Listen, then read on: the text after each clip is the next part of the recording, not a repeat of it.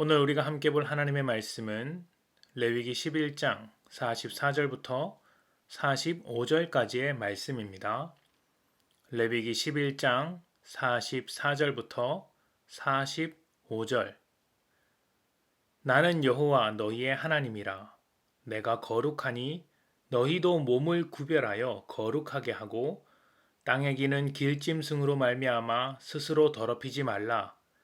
나는 너희의 하나님이 되려고 너희를 애굽 땅에서 인도하여 낸 여호와라. 내가 거룩하니 너희도 거룩할지어다. 아멘. 자녀는 부모의 특징을 그대로 물려받습니다. 부모의 외모를 담고 부모의 성격을 담습니다. 특별히 가르치지 않더라도 말투와 행동, 습관도 담습니다.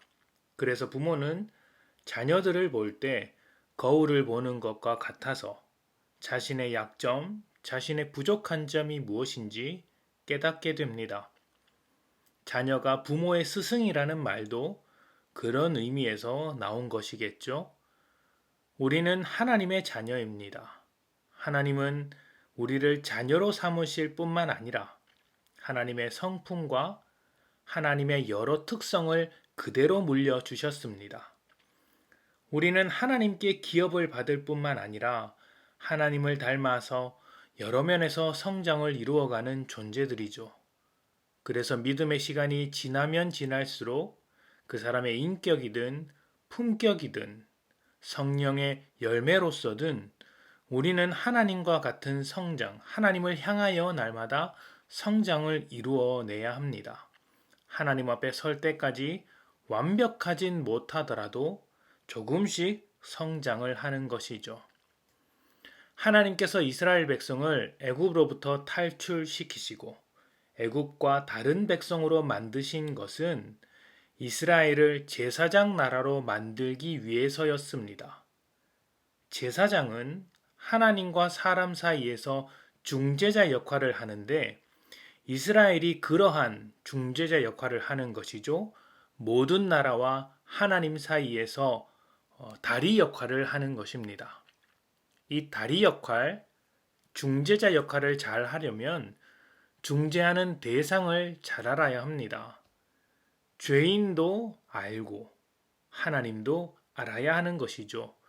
이스라엘은 이미 애굽에서 살았고 죄인이기 때문에 죄인에 대해서 또 죄에 대해서는 더 알려고 할 필요가 없습니다. 이미 잘 알고 있기 때문이죠. 그들이 알아야 하는 것은 바로 하나님입니다. 그래서 하나님은 이스라엘에게 죄와 함께 안으시는 거룩함을 보이셨고 이스라엘에게도 내가 거룩하니 너희도 거룩하여야 한다 요구하고 계신 것이죠. 이스라엘이 거룩해질 때 이스라엘을 통해서 모든 나라들이 거룩해질 것입니다. 그런데 이스라엘이 거룩한 일에 대해서 날마다 실패하게 됩니다. 오히려 하나님 앞에서 더 많은 죄를 지을 때가 있었습니다.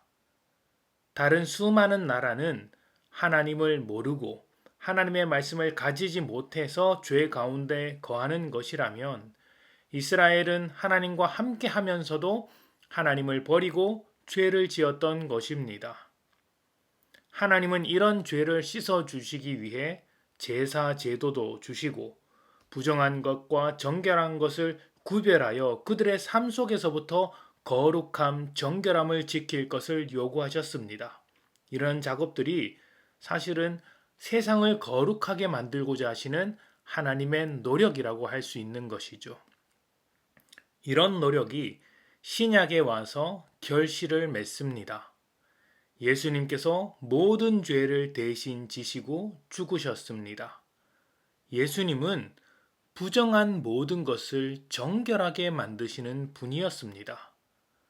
이스라엘 사람들은 그 당시 부정한 것을 만지면 그 만진 사람도 부정해진다고 여겼습니다. 그래서 피를 흘리는 사람을 만지지 않았고 시체를 만지지 않았습니다. 부정하다고 여겨지는 문둥병 환자들, 한센병 환자들과도 가까이 하지 않았습니다. 부정해지기 때문이죠. 그러나 예수님은 부정한 것을 정결하게 만드시는 분이었습니다. 사람들이 부정하다고 하면서 외면하는 그 모든 것들을 오히려 가까이 만져주시고 다가가셔서 깨끗하다 선언을 해 주신 것이죠. 이것은 예수님께서 본질적인 문제, 부정하게 만드는 죄의 문제를 해결하시는 분이시기에 죄를 피하는 정도가 아니라 그 죄를 씻어서 의롭게 만드실 수 있는 능력을 가지고 계셨던 것입니다. 예수님의 뒤를 이어서 성령님이 우리에게 오셨고 우리를 거룩한 하나님의 자녀로 만드셨습니다. 그렇기 때문에 그리스도인은 왕 같은 제사장으로서 죄를 깨뜨리고 하나님의 의를 선포하는 자들입니다. 하나님의 의를 어디에다 선포하겠습니까? 어두운 곳에 빛을 비추기 위해 선포합니다. 맛이 없는 곳에 소금이 되어 선포합니다. 가난한 곳에 부한 것을 선포하고 얽매인 자들에게 자유를 선포합니다. 절망하는 자들에게 소망을 선포하는 자들이 그리스도인입니다.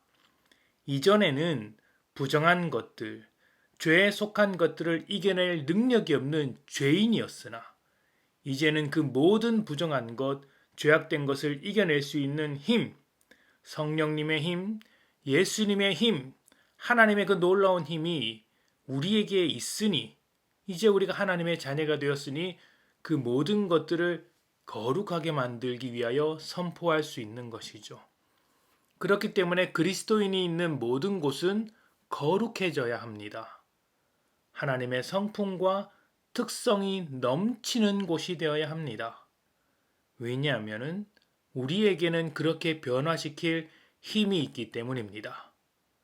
어제 말씀드릴 때 세탁기에 흰 옷과 색깔 있는 옷을 넣으면 흰 옷을 이제 버릴 수 있다고 말씀을 드렸죠.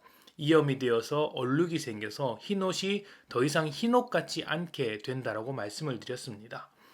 그런데 예수님의 능력을 가진 자들은 그 더러운 옷을 깨끗하게 만드는 능력을 가지고 있습니다. 세제와 같죠.